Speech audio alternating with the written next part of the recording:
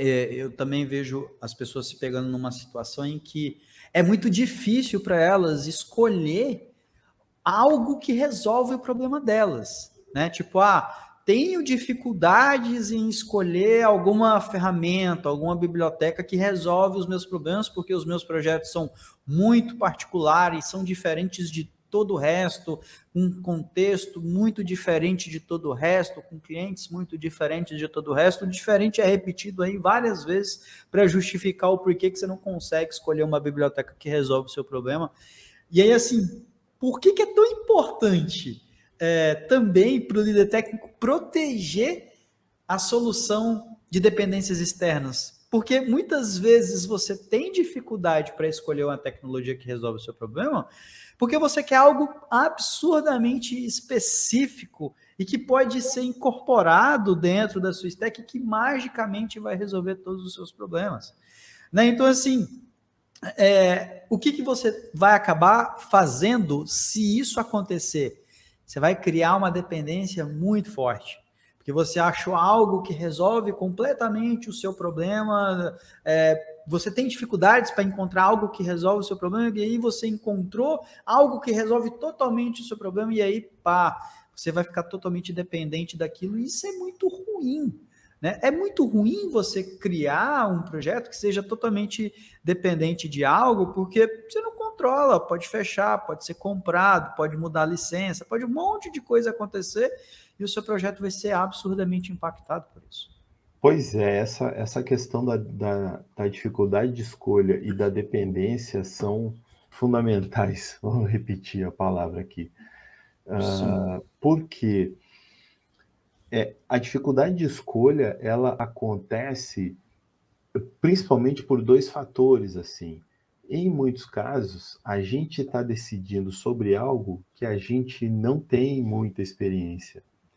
Às vezes a gente está escolhendo uma ferramenta de mensageria, uma plataforma de mensageria, e a gente não sabe ou não conhece os padrões de resiliência, os padrões de confiabilidade, padrão de entrega. E conhecer, só fazendo uma, conhecer não é ter lido o tutorial para saber se resolve, para Exato, saber se faz o que você quer. Conhecer é dominar tecnicamente aquela ferramenta. Se você quer propor, por exemplo, o Service Bus, ou então se você quer propor o Kafka, você tem que ter capacidade técnica de defender aquilo tecnicamente e resolver as picuinhas do dia a dia, sem criar uma treta, né? Sem ir para o Google e pesquisar uma parada lá do Stack Overflow que resolve um bug que você nem imaginava. Quer dizer, é saber como aquilo funciona no dia a dia, né?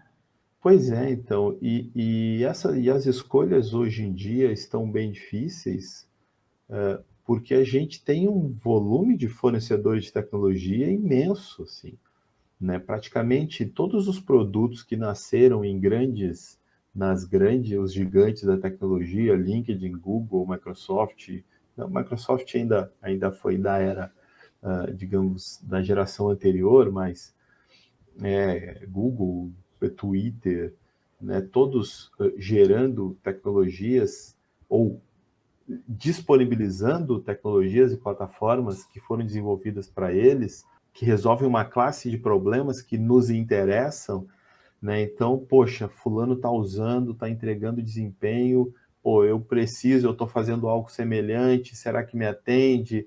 Então, assim, é importante que a gente consiga identificar essas características, né, como a gente falou no item anterior, mas ao mesmo tempo a gente deve considerar que o objetivo do fornecedor de tecnologia é fornecer tecnologia, é vender.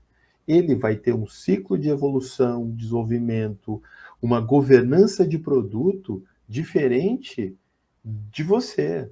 Você tem a governança do seu produto, que vai ser controlada pela sua empresa, pelas oportunidades de negócio que vão surgir, né, pelo skill e pela experiência que você quiser prover, né? Então, e se você, como o Douglas falou, se você integrar ou se você não proteger, até esse termo proteger é um termo que o Uncle Bob né, ele fala muito assim, proteja a sua solução, é bem o que o Douglas falou assim, né, proteja dos frameworks externos, né, o Uncle Bob até ele fala em agentes externos, né, proteja de mudanças e proteja, né, de dependências.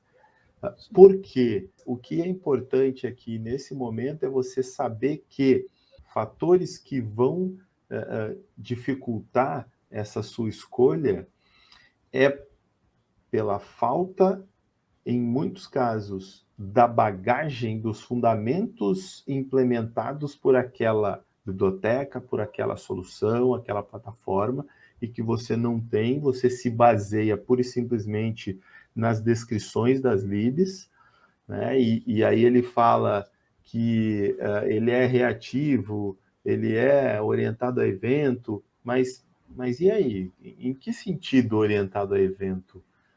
O que ou ele utiliza protocolos de passagem de mensagem, mas e aí? O que isso efetivamente significa na construção? Né? Como é que ele gere memória? Como é que ele faz as coisas? Eu preciso ter no meu vocabulário, digamos assim, as ferramentas necessárias para entender aquela descrição, mais ou menos como um contrato, né? Sim. E quer um exemplo prático? Imagina lá, existe uma biblioteca chamada AutoMapper que basicamente faz mapeamento, implementa um adapter, a gente entrega um adapter em que você consegue converter um objeto em outro objeto, né? Então, digamos que você tem ali, por exemplo, uma string que tem um JSON e você quer converter aquilo em uma parada com N propriedades, com N classe e tal. Então, você tem uma classe, quer converter ela em outra, o AutoMapper te entrega isso, legal. Só que aí o AutoMapper também te entrega várias outras funcionalidades para você chavear, criar tipos complexos, para você quebrar o mapping em várias outras, em vários outros mappings ainda. Tipo, você pode criar uma grande especificação de mapeamento lá. E aí você faz isso. Legal, você achou incrível. Mas aí você depende de implementação interna do AutoMapper. E o AutoMapper tem problemas de performance. E aí? Você acabou de trazer problemas de performance para dentro da sua aplicação, porque você não vai conseguir tirar o AutoMapper de lá. Você está tão entrinhado no AutoMapper, você está tão intrincado no AutoMapper, você fez tanta coisa, tanta implementação adicional com o AutoMapper e expondo o AutoMapper diretamente, que você não consegue mais tirar ele ali dentro. Você vai ter que conviver com o AutoMapper até o final desse projeto. Né? A mesma coisa acontece muito com ORMs. Hoje melhorou bastante, mas ainda assim a gente suja muito o nosso código por causa do ORM. E isso gera dependência. E aí você vai ter que aquele projeto vai até o fim da vida com aquilo. E aí aquela falácia de você poder trocar um banco com facilidade, na verdade, ela não vai rolar, não vai ser fácil, você vai ter muita dor de cabeça e um refactoring que vai te atrasar muito, né?